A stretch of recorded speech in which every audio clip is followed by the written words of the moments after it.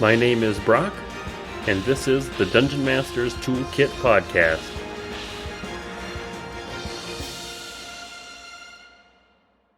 Welcome, everybody. Today I have Owen Kerr with me again. Welcome, Owen. Hello, hello. Owen, last time we talked, we had quite the list of topics to cover, and we didn't quite get to all of them. So I think today we're going to try and finish out as many of those topics as we can. Fantastic.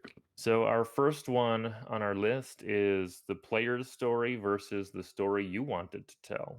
Wonderful. All right. As they say in the business, once upon a time. All right. So, stories is one of my favorite topics. As I've said elsewhere, we're the only species that we know of that tells stories. And we do that. We've been doing that since literally prehistory. The thought is we tell stories to make sense of our own lives and to make sense of how we fit into the universe. We hear a love story and we go, oh, yeah, that's nice. You know, you can achieve that. We hear a story of heroism or bravery or cowardice, and we're like, I don't want to be like that, but I do want to be like this. So, since the last time you and I spoke, I've had a number of ongoing lessons about the importance of story in life, in writing, in gaming. So, let's start with your players. Your players are going to tell on themselves a lot from the moment they start creating the character. All right, the character who wants to play the thief. The thief's story should involve narrow escapes, tricks and traps, picking pockets, being devious.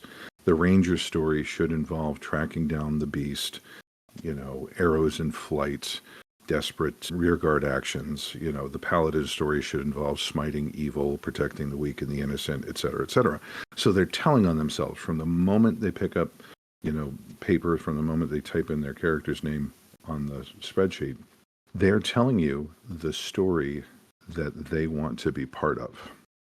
John Wick, in his 7th Sea first and second edition, he has his 20 questions. He says, hey, answer these 20 questions about your character. What's their take on religion? What's their take on magic? What would their family say about them? What advice would you as a person give to your character? Really, really mind-expanding stuff. One of the big ones that I always liked was if your character could choose how they die, how would they do it? What would be, what would be like the perfect, ending to this story, basically. So the paladin who's like, oh, well, if I had to die, I'd be fighting against the forces of evil and making sure my friends made it to safety. Wow. That player has just given you a wonderful insight into the character's mind. Okay, so he's going to be about sacrifice at great cost, but with great reward. He's going to be about protection.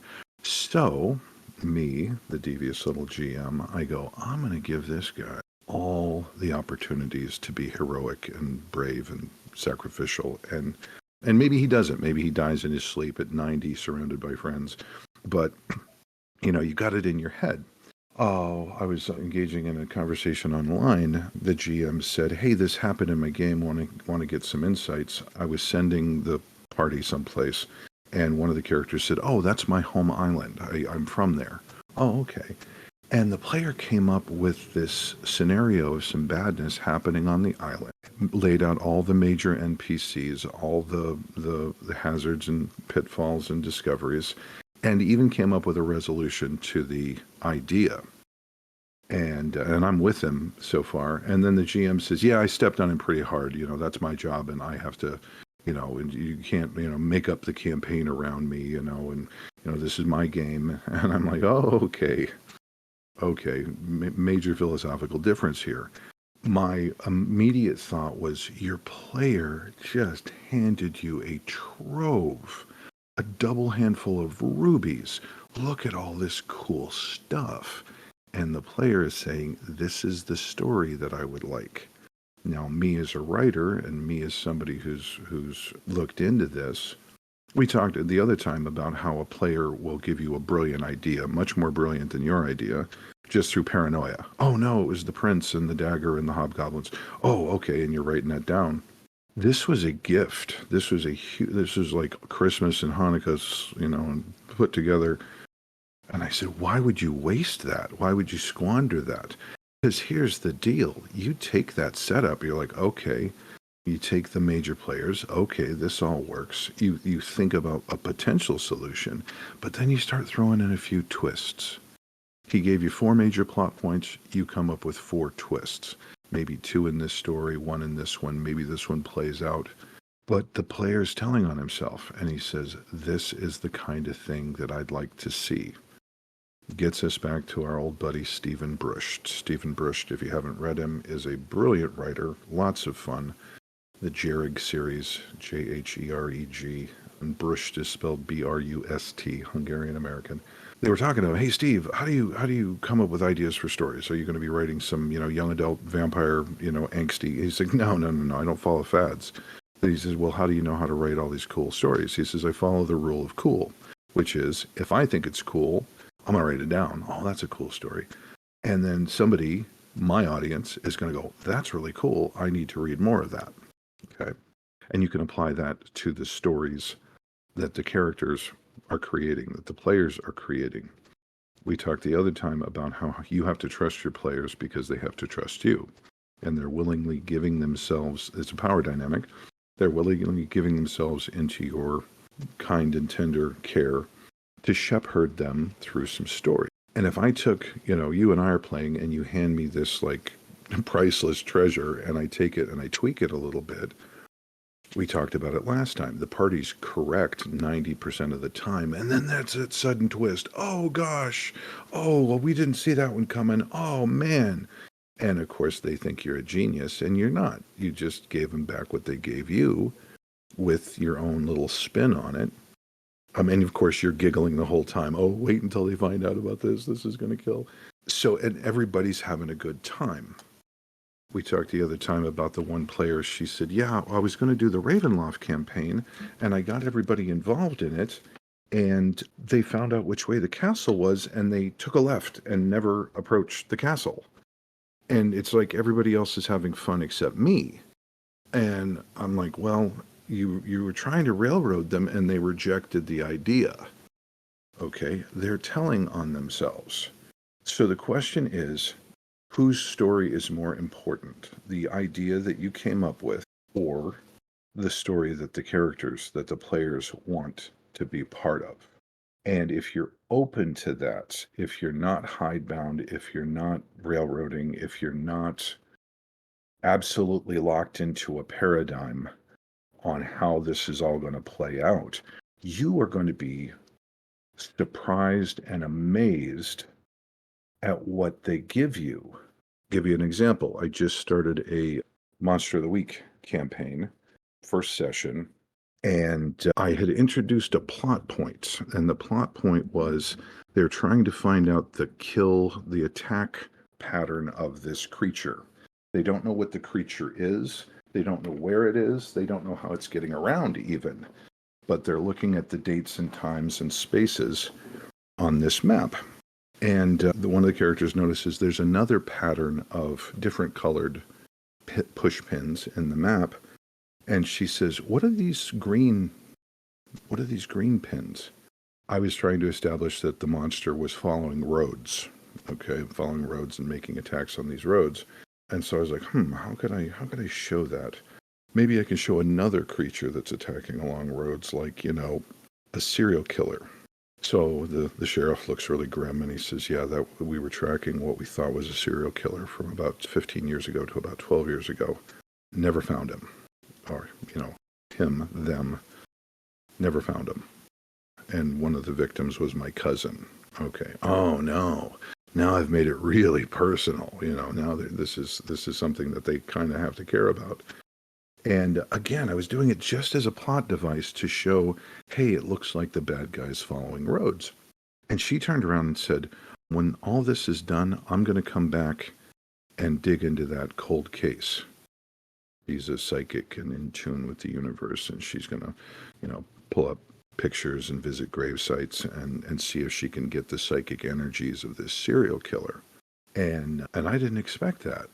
I mean, again, literally a plot device. And she glommed onto that and she's like, no, we're gonna find some peace for these families, completely outside of their remit in, hunting monsters and the things that go bump in the dark.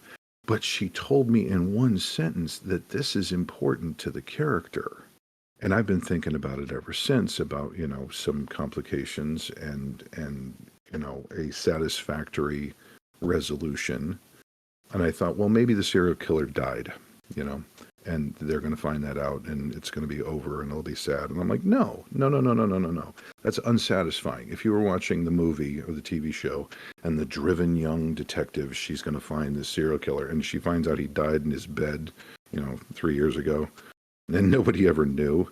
That's not going to fulfill whatever, I'm not inside the character's head and I'm not inside the player's head, but I can tell that that would be an unsatisfactory resolution. So now I got to come up with some trials and tribulations so they can track down the serial killer, which I wasn't planning on, but it's going to be entertaining.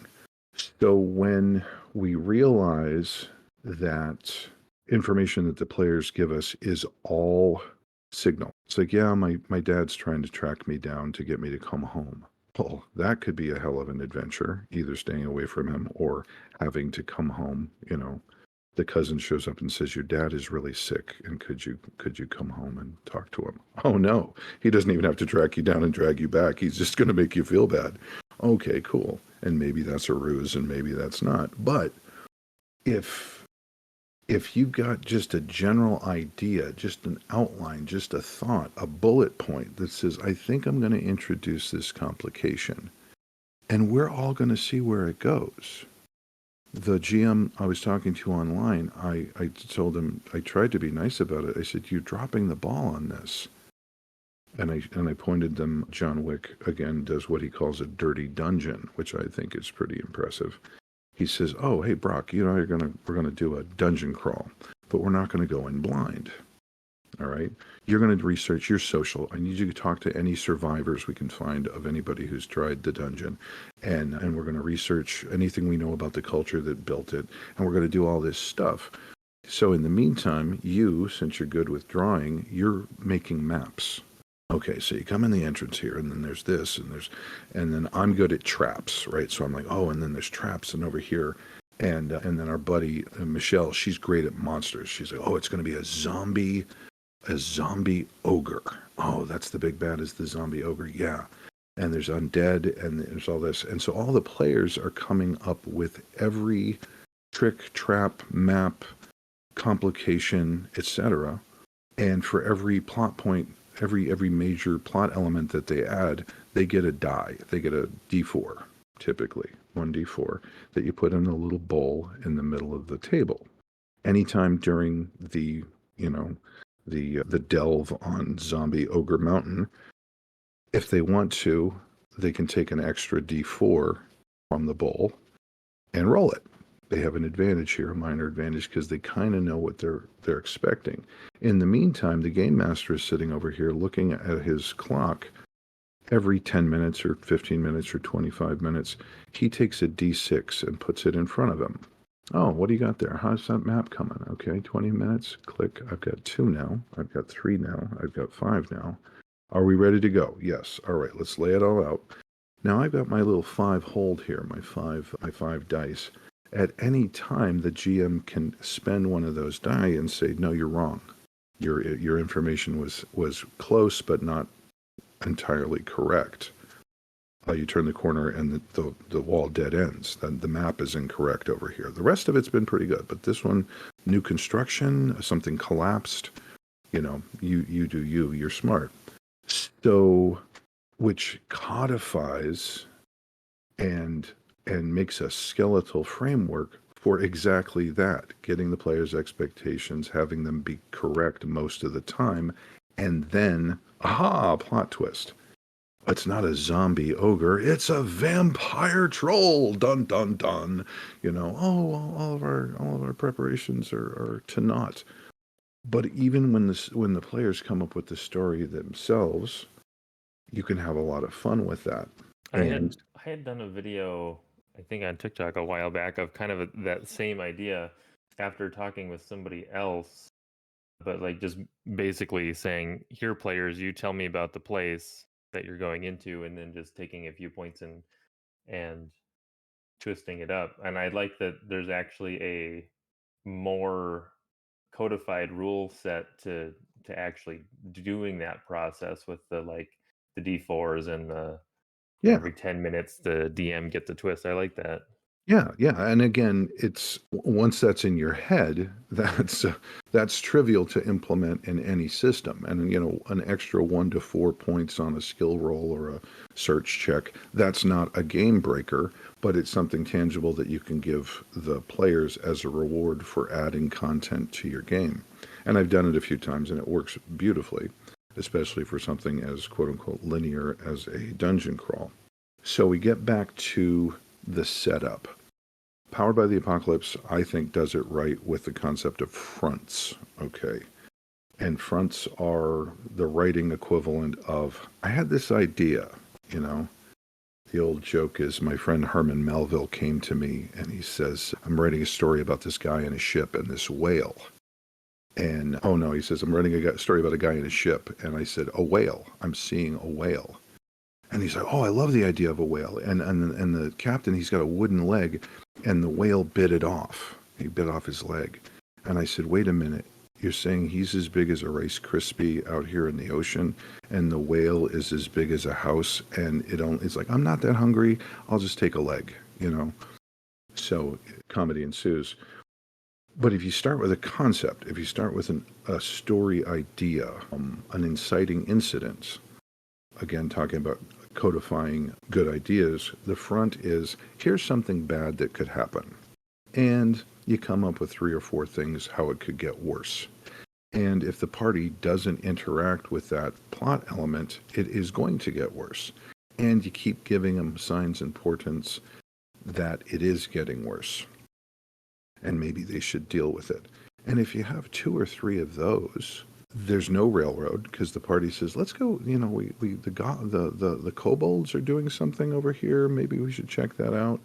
Or, there's disappearing livestock. That's going to be a problem. Or the orcish warlord is making rumbles in the east. Let's look into that. And then they're following their own thing. And you don't have to do all the heavy lifting. Like we said before, if you've got a ranger who's looking for tracks, give them some tracks to find. If you've got the researcher who's really good with computers, let him hack into the bad guy's network for 5 minutes. Oh no, he's stockpiling, dog food in California. What are they doing with that? I don't know. And so you're adding plot elements to the story. You're taking the plot elements that your characters are giving to you as a gift, putting a little spice on them and giving them back. And then it's all of your story. And it's a satisfying story to your players because they are using the skill sets that they have told you from day one they want to use. It's satisfying to you as a game master because you get to be devious and twirl your mustache and go, oh, ho, ho. I will add something clever here or something beautiful. The player tells you that they're into exploration and being the first ones to set eyes on X, Y, and Z, so they can find the 900-foot waterfall over amethyst cliffs, that's catching the last rays of the sunlight. Oh my gosh, heart swelling, narration by Richard Attenborough, all the full orchestra, it's all there. And everyone goes, wow, I really love the amethyst waterfall. And if they want to go and, kill monsters and take the treasure, they'll tell you that too. So, but now it's all your story. And also, on a purely mercenary level, it's dirt simple to make a front. It's dirt simple to have an idea and let your characters run around with it.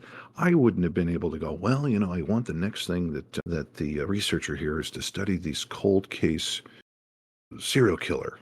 I that's not where I was going with this idea. It's a supernatural. It's somewhere between Scooby-Doo, Supernatural, X-Files, and Delta Green. And I'm still waiting on the characters and the players to tell me where on that spectrum we're going to land. But it's fun to find out. And now we're going, CSI. Cool, great.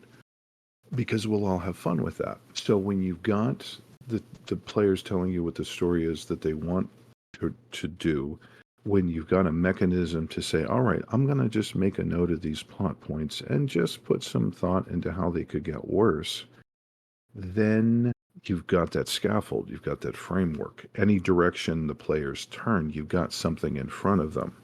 Was it Silent Hill? I think it was the Silent Hill video game. Everybody went on and on. Ooh, it's so atmospheric. You know, you've got the fog in every direction. You can't see anything. Well, the programmers were like, that was a bug that we turned into a feature. What? Yeah, the we had, these really good, semi-photorealistic, houses and trees.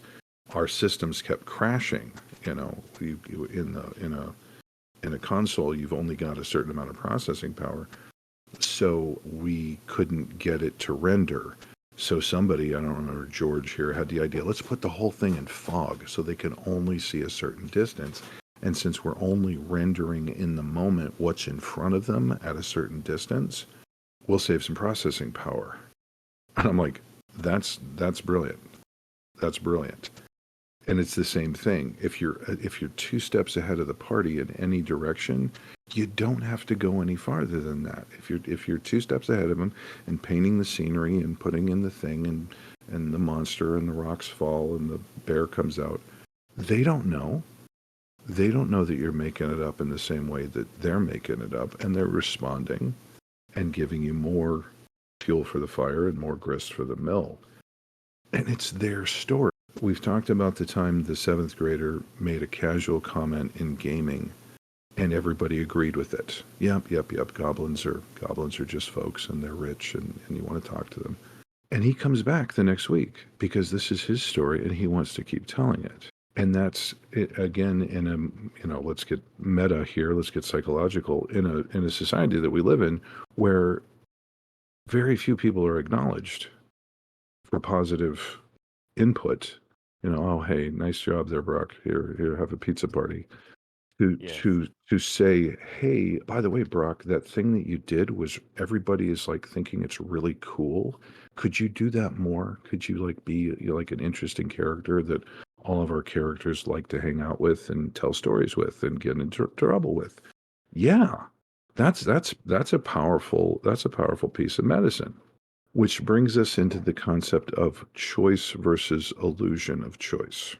It's very important that you give your players at least the illusion of choice. Let me take a step back. It's important that you give your players choices and not just the illusion of choice, because we can tell, if you really want everybody to go down the right-hand path on that track, we can tell, okay? We can tell that it really has to happen that way.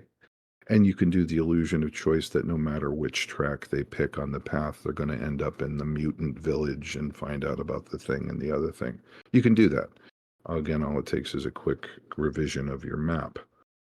But to give them actual choices that are meaningful to the character, meaningful to the player, and meaningful to you as a storyteller and a somebody who's facilitating, you've really got to give them choice, like real meaningful choices, and show consequences, positive and negative. And that is a major step away from the way a certain percentage of gamers think. And I think it's very freeing and very liberating. We've all had the scenario. I know you're old enough to have played some of the old computer RPGs, and you're like, you can't get through the door, and your first thought is, well, I've got the magical axe of the ancients that can cut through dragons. Can I just chop down the door? No, you can't. Oh, and Marty here, Marty the dwarf, has got the pickaxe of the gods. He can cut through granite like butter. Can't we just go around the door? No, you can't do that. You're like, oh my gosh. It goes back to Zork. You got to figure out exactly the right parsing to get the, go left. There's no left here. Go left. Okay, fine. And we're all kind of locked into that, or were at some point. Brock, you're the GM. You've got to come up with the whole story. You've got to populate every little room. You've got to have all the little tricks and traps and sensory data. And it's going to play out like this. And they've got to find the sword of the ancients. And they've got to save the pretty, pretty princess. And that's just the way it works. It's linear. Okay. Sometimes with a few branches, but it's linear. and it's unsatisfying. It's the equivalent of a formulaic story. You know, you can only read so much Danielle Steele before you realize she's telling the same story 800 times and hitting the top 10 bestseller list every time, but it's unsatisfying. And when you actually give power, when you actually give a voice and a vote into what is happening in your game, all your game, your players will rise to that like sunflowers facing the sun. They're like, "What? I made a meaningful decision that changed the shape of this universe forever." More of that, you know. Now they're characters in a story, and they're characters in a story the way Samwise Gamgee is, the way Harry Dresden is, the way Ged from Wizard of Earthsea is. They are seeing their development. They're seeing that they have made an impact and changed the game forever, preferably in a positive way. And So what they'll be back. so what ways do you suggest trying to give actual choices versus just the illusion of choice? Well, the paradigm shift is initially to give the power, but once you start doing it, there's a wonderful, wonderful supplement. It's specific for Powered by the Apocalypse, but you can use the concepts anywhere. The supplement's called The Perilous Wilds. And you can start as basic as maps. I've got this region. Hey, Mark, could you come up with a name of a region? Silver Cliffs. Ooh, Silver Cliffs. Cool. Silver Cliffs. Why are they silver? Oh, because they've got like mica in the stones and it catches the light and looks like silver. Oh, that's kind of cool. All right, so you're going to come up with this wonder, this discovery over here. You're going to come up with these hazards over here. What do you know about this kingdom, Melissa? Oh, it's actually a meritocracy. What? It's not a kingdom, it's a meritocracy. They get together, all the elders and the wisers get together and say, "Hey, who do we really want to we're having an economic war with the neighbors. Who do we want to put in charge of that?" Oh, okay, we'll write that down. So you're populating your map and you're leaving big spaces for you to expand into. One of the best overall gaming materials, there's two that spring to mind. Middle Earth, the original Middle Earth roleplay. They didn't tell you the adventure. They gave you a really good map and they said, here's three things that are going on. Okay. There's an Atlantis book. I can't remember the name of the overall topic. I might be able to find it and put it in the comments. But it basically gave you an entire world. And it said, here's these countries, here's these regions, here are these points of interest, here's a couple of cities, here's a couple of city maps, here's how this culture thinks about things. Go to town. So when you're open to player input, it's one of those things is maybe it's not what you're doing, it's what you're perceived to be doing. When they see you writing it down, oh yeah, the Duchy of Grand Fenwick over here, they're very poor, but they export mercenaries. Hell yeah. Oh yeah, Duchy. Oh yeah, run with that. I think this dagger, remember that story? I think this dagger came from the fires of Nargothrond. Well, hell yes, it did. Why the hell wouldn't it? Okay. So when you're making the space real, real and fantastic, or real and futuristic, or real and horrifying, or real and post apocalyptic, when they're dealing with people, places, and things, write it down. Anything they do does have an effect, a ripple effect. And let's see, I'm trying to think of it like a nuts and bolts. So I'm kind of picking up. It kind of goes back to the players telling on themselves, right? And Exactly. asking, when you're out and about, ask the ranger what mythical creatures are in the area or what the local predators are like, and ask the wizard how do the magic schools work, Exactly. and the paladin, who the bad guys are, who's hurting other people. And again, there are some systems with that baked in. One of the fantasy systems, it says your barbarian character. He ain't from around here. She ain't from around here. A Lothbrok. Tell us about your culture. Oh, we follow the walrus and say, oh, okay, what do you do with the walrus? So we all learn, how to make igloos. Oh, the storm hits and somebody says, "Hey, Lothbrok, could you like make an igloo out of like blocks of sod? If we cut out a bunch of sod, could we make a little igloo here and shelter from the magical storm so we don't all turn into frogs?" Yeah, yeah, we could do that. Again, writing down what's important to the players and what they're showing you that's important and incorporating that and then giving them experience for it because that's the other half of that mechanic. Oh, hey, that was some good info. Take some experience for that. There's the knowledge rolls. They call it spout lore or rack your brain. And it says if you roll well, you say two things that are true. The wizard's like, what's the big problem with the synaptic dragon? Are they going to breathe fire on us? Oh, no, no, no, no, no. They attack with a psychic bolt, and you can protect yourself with a thin veneer of silver on an item. Write it down. Write it down. Everybody's got their helmets painted silver, and that in and of itself has got a ripple effect because then all the players know that they could have a meaningful impact. Even something as, oh, we can kind of protect ourselves from this psychic dragon if we do some things. And have pretty much everything the players say have a direct and meaningful impact on the scenario, which shows all the other players that if they can think of something cool or hip or groovy or outside the box, they can see that you're trusting them with it.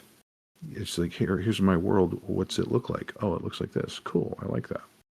Um, and this goes back to we talked about building societies and, what are these people like? And what is the king like? And, what are goblins like? So I wish there was more of I mean, reward the players materially, reward them socially, and reward the characters. You get some experience for that. You get to add, a section to the map. You get some say over this society. Engage the storytellers in all of us, and we're all going to be better off for it. So I guess I would say if you're incorporating things, and again, feel free to veto. Don't this isn't a free for all, and everybody benefits from an editor. And I want this. Well, it's kind of like that, but it's got these few limitations. You can't like resurrect the dead, but you can mend clothing. Oh, okay, I like that. Let's do that.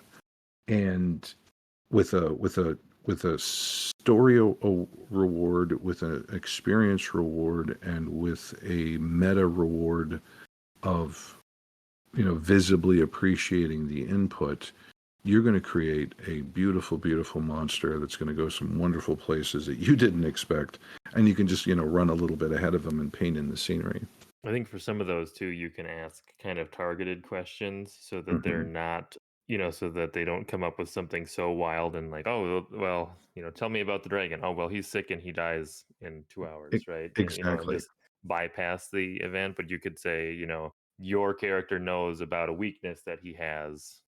So Right. tell me, Right. tell me what that weakness is. Or The there's leading questions. Yes.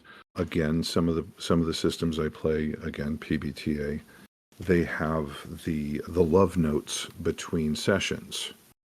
The GM sends out questions and they're leading questions. You wouldn't get away with these in a court of law. Murgatroyd, you are familiar with this baron, and he's got a vice. What secret vice of the baron do you know about? Okay, now you're not going to say he's paralyzed from the neck down. You're going to say, oh, he really likes dog races. Oh, okay, cool. And now it's like now Lothario over here. The dragon has got an odd weakness. It's not a chink in the armor a la Smaug. He's got an odd weakness. Oh, he's got an allergy. What? Yeah, he's got an allergy. I think it's to like bee pollen.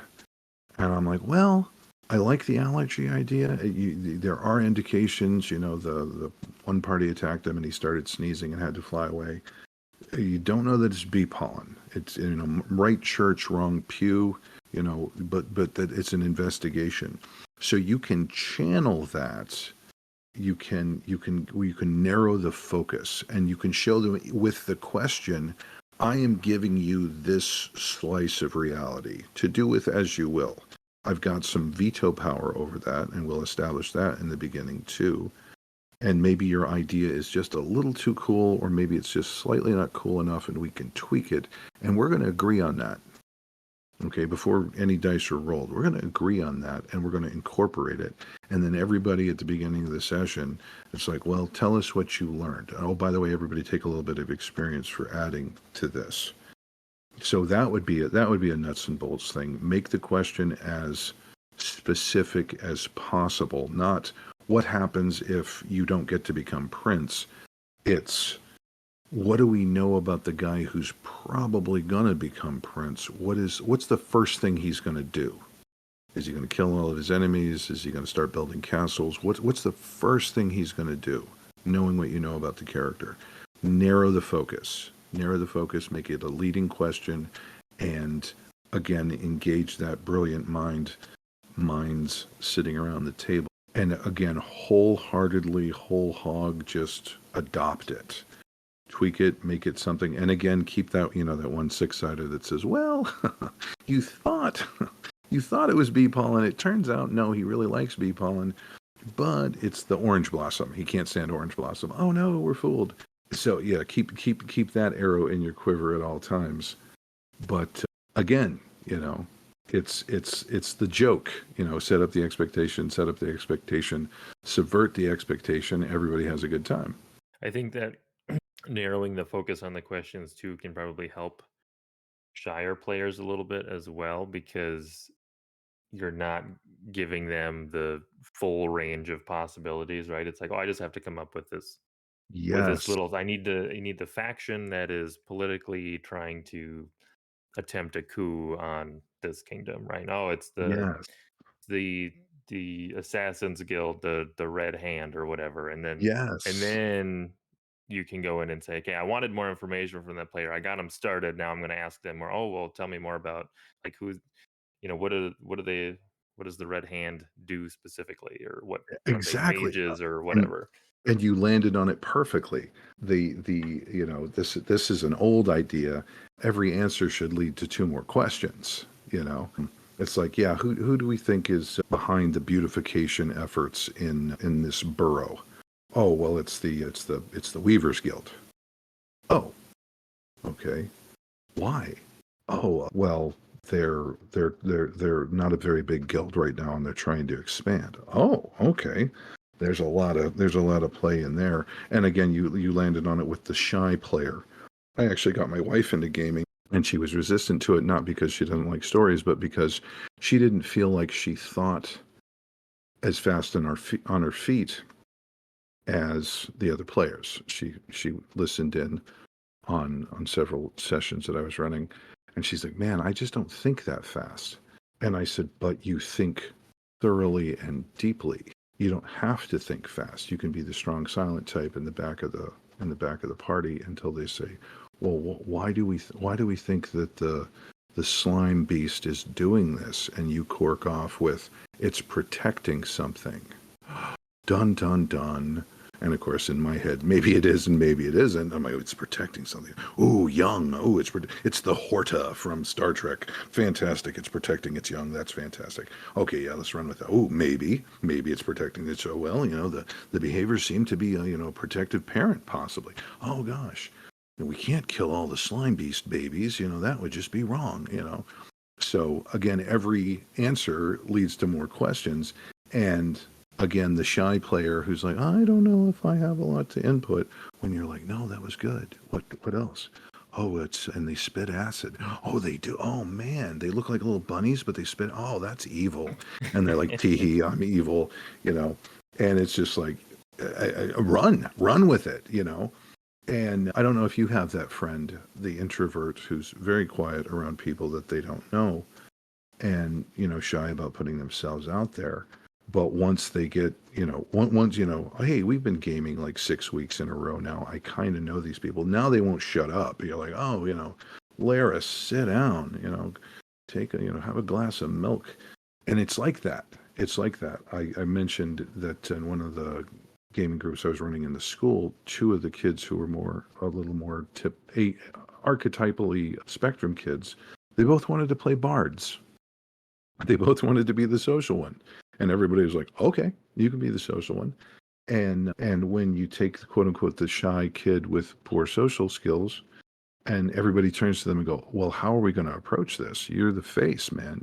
What do you want to do? He says, well, I'm going to go and talk to the bartender. Oh, okay. How are you going to approach that? Are you going to be like smooth? Are you going to be like businesslike? Are you going to be authoritative? Again, narrowing the scope. Oh yeah, I'm going to flash my badge and say, hey, you really need to answer these questions. And now the ball is rolling again. So, and again, we get back to the idea of a meaningful choice. You know, if you come in and you're kicking everything around and throwing your weight around, the locals are going to go, "Hey, that guy's, you know, he's a federal agent, and we shouldn't, you know, big iron on his hip, kind of a thing." They're gonna have an attitude shift, as opposed to if you come in and buy everybody a beer and say, "Hey, you know, what do you guys know about the big castle up on the hill?" "Oh, shucks, you know, Clem has been up there 15 times."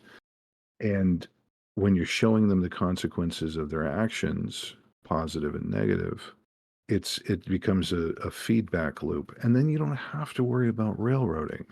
You don't have to worry about railroading. It's a big sandbox, and everybody has their toys, and everybody gets a chance to use their toys, and everybody gets to share their toys. Hey, I'm gonna do some scouting and looking for traps. Oh, I'm gonna help the ranger. How do you do that? Well, I'm a druid and I've got my dog, and my dog knows how to like is good nose. Maybe I'll send my dog around a couple of times and see if he can figure out a scent trail. Oh, hell yeah, do that. Oh yeah. And the ranger gives, you know, Fluffy a milk bone, and they're best friends now. Okay, great.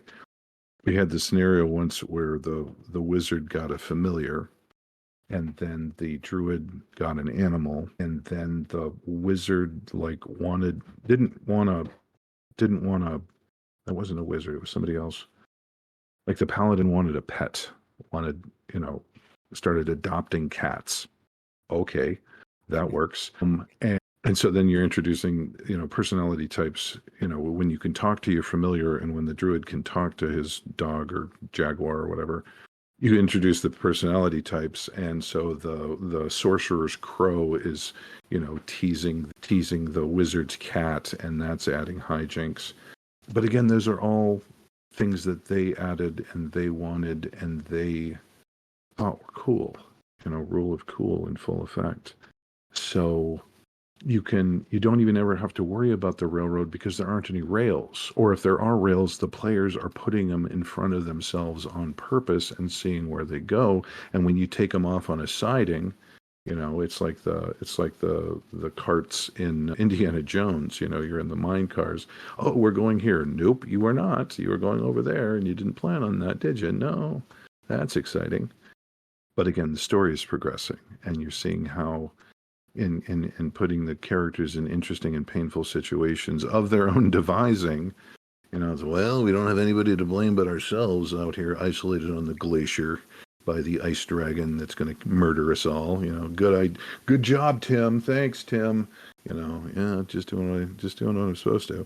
The railroading, the sandbox thing, I think the fronts help with that, right? Because if you've got two or three things that are just happening, and then the players can either choose to interact with them or not, and then the world advances. Exactly, exactly. You know, the phrase is there's a lot of things going on in the world and not all of them are your level.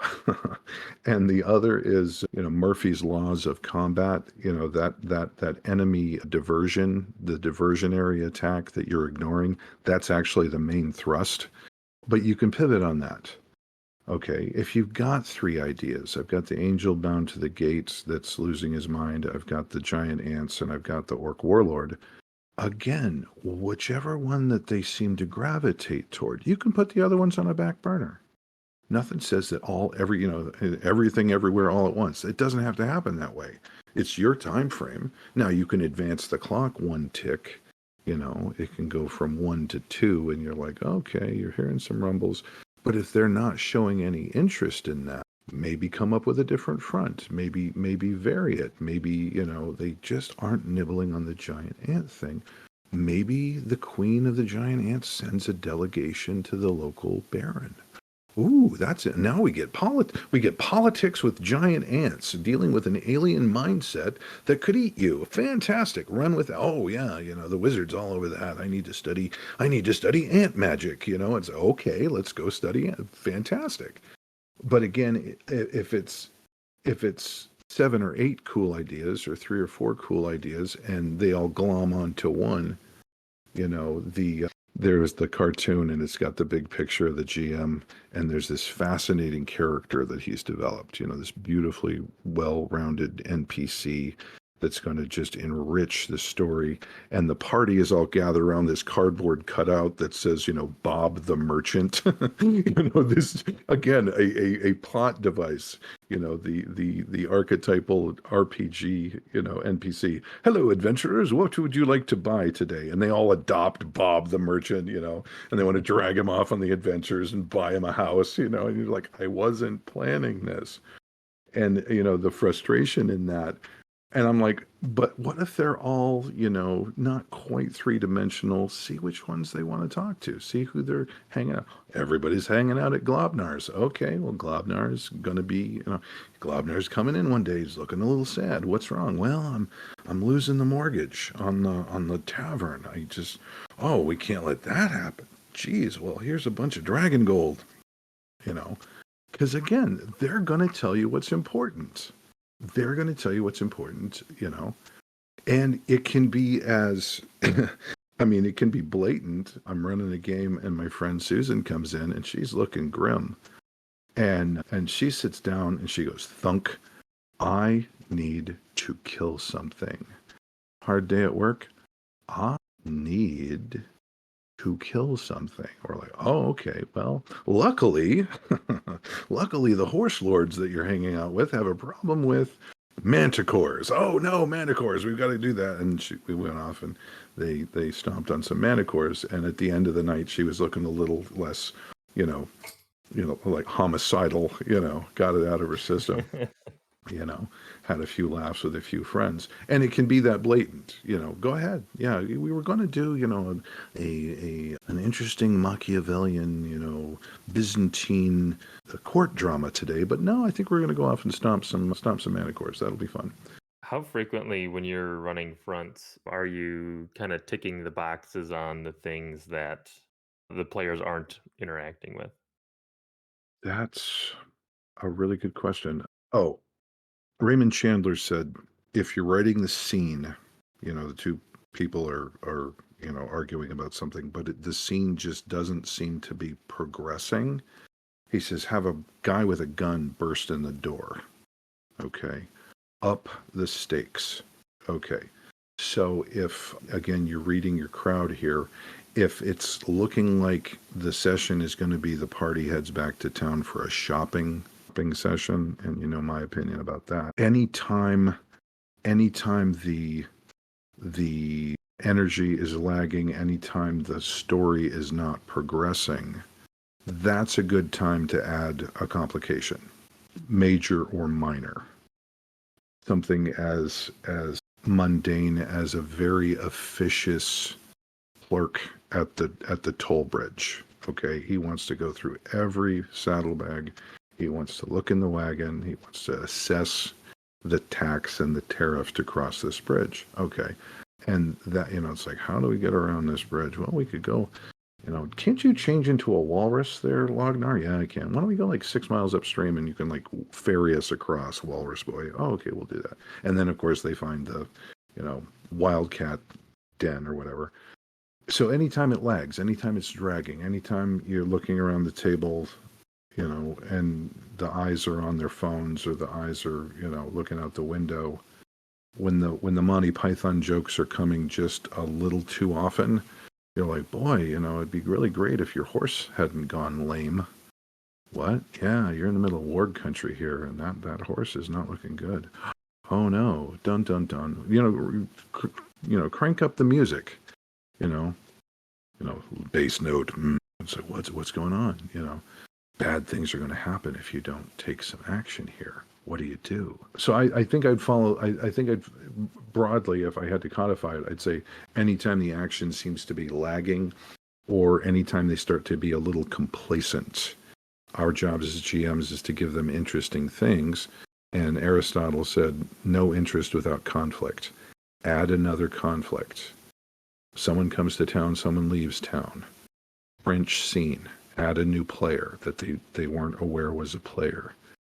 Have somebody come to them looking for help. Have somebody come to them blaming them for something that they may or may not have had any hand in. You know, you're celebrating the victory, and then the guard kicks in the door and said, "Your thief has got warrants out, and we're taking him. Please don't resist." And the paladin's like, "Well, I'm following law and order here. I'll escort my friend to the prison, okay? But did you do this? Yeah, I kind of did. We're not going to be able to talk our way out of this, okay? So now you got to plan the prison break. You know, it's just, yeah, talking to a new friend of mine about how to advance a plot. They said all the best stories are you take a character that everybody loves and chase him up a tree and throw rocks at him. Okay, let's do that. You know, the three act story. Start with the inciting incident, add some stakes, protagonist tries and fails. Oh no. And then raise the stakes even higher. Protagonist tries and fails. Raise them even higher. Protagonist tries and succeeds. Huzzah! Denouement. Moving on. So the law of rising action and the law of no interest without conflict, it seems pretty obvious. Crank up the conflict. Give them another problem to deal with. Oh, your trade run between Alderaan and Deneb is going real well. Boy, that jump drive is not sounding good there, Han. What? What? You know, Chewie, bring the welding gun. You know, we got some work to do. We got to land on an asteroid. Crank up the problems, and you know, give them some downtime. Let them when they succeed at something, let them rest on their laurels a little bit. Reward the hell out of them. And the other one is, though, you can add. I think the general rule, since we're coming from a game that's basically a war game with the serial numbers filed off, it's a combat sim, and everybody's used to, you know, if all you have is a barbarian, everything starts looking like a Mongol horde. When you add in conflict that they're not optimized for, when the barbarian has to go to the Duchess's IT, when the thief has got to defend his friend in court from a moving violation, when the fighter can't fight, when the wizard can't whiz, and when the cleric can't pray his way out of the situation, that's when it gets interesting. You know, social rewards and penalties. The villagers don't want to talk to you. Why not? Because you did that thing and you handled it badly. Oh, and we can't like kill all the villagers. No, no, no, no, no, no. That would be a real short step to outlaw status. Oh no. Well, maybe we should like, you know, help them with the crops or something. I don't know. Bless the fields. Oh, okay. You know, good first step. But yeah, crank up the conflict, and they'll appreciate it. They'll appreciate it. I tell a story about how I ran a session, and I do, you know, a temperature check at the end, and they kind of had a cakewalk. They had some problems, and they solved them relatively easily and efficiently. And I asked everybody, I was like, what'd you think of the session? They're like, yeah, it was fun. Yeah, we'll be here next week. I was like, oh, hell with you guys. The next week, I threw the kitchen sink at them. I mean, undead hordes, and they had to defend the village, and, you know, the sick kid, and, you know, the orphan puppies, and they've got to, and I kicked the hell. I mean, the one conscious survivor of the fight threw all his unconscious bleeding friends over their horses and barely got them back into town in time before everybody bled out. And they talked about it for weeks. You're like, oh, okay. I guess maybe they were looking for a little conflict. Let's give them some more of that. They seem to appreciate that. So, you know, your mileage may vary. Turn it up to 11 and break their legs. Yeah, yeah. Crank it up to 11, snap the knob off, and let them turn down the heat. Let's see, you know, what are they going to do? Awesome. Well, we're coming up on time here. Is there anything else that you wanted to say about any of the topics that we talked about today before we sign off? I think the overarching meta conversation is we're telling stories. It's one of the oldest things that we know that people do. We do have the laundry lists from ancient Sumeria. We do have the receipts. We do have the bad Yelp reviews about what's his nose and the bad shipment of copper. But we don't land on those. We land on the stories. We land on the Gilgameshes and the Beowulfs and the Vedas and the Eddas and the sagas. And it's just like, man, it's about story. And when you realize that the GM and the players are all there for the same reason, which is to tell a story that is satisfying and entertaining and touching and, whatever to us, when we're there to generate a story that's got some emotional oomph to it. If that's the first line of your design Bible, the story is the important thing, then a lot of really, really good habits will form and a lot of really, really good games will be run and played and enjoyed and probably talked about. So focus on the story. Underline that one twice. Awesome. Oh, and it was great having you on again. Always a pleasure. Do you want Always a pleasure. to let people know where they can find you? Oh, fantastic. I do have a link tree. Link linktr.ee/chanted evening. Chanted like the monks and evening like the time after the afternoon. I've got a lot of different ways to contact me on there. I do have our previous podcasts up on that, so you can watch those. I've got my games that I've been writing and designing and publishing. I've got my Pro GM site on there. Lots and lots of fun stuff. Yeah, feel free, get a hold. I don't know if I've got my TikTok on there. Oh, I do. I think I've got my TikTok on there. If you want to watch an entertaining 3-minute video about, why you shouldn't kill a dragon, it's all in there. And I would love to hear back from people about this podcast and about anything else you want to talk about. Awesome. Thank you so much.